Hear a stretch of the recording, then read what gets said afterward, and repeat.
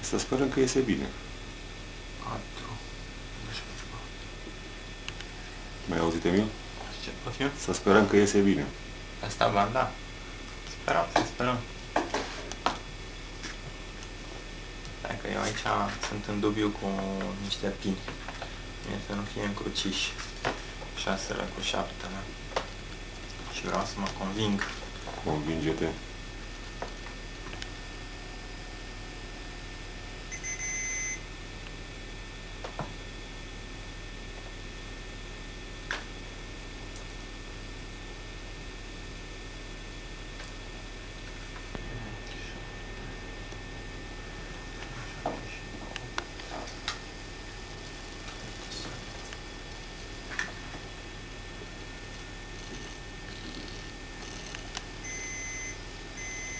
Da.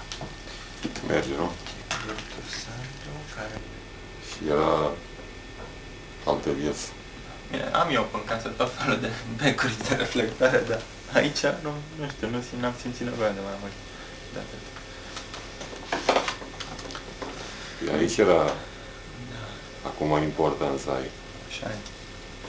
Uite, nu m-am gândit, dacă îmi spuneai așa, mă pregăteam. Da, o să fie surpriză, ți-am spus.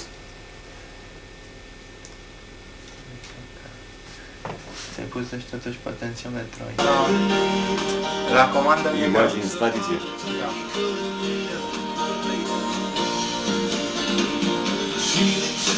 Sau camera ți-ai luat-o de tu sau ai trimis-o lângă?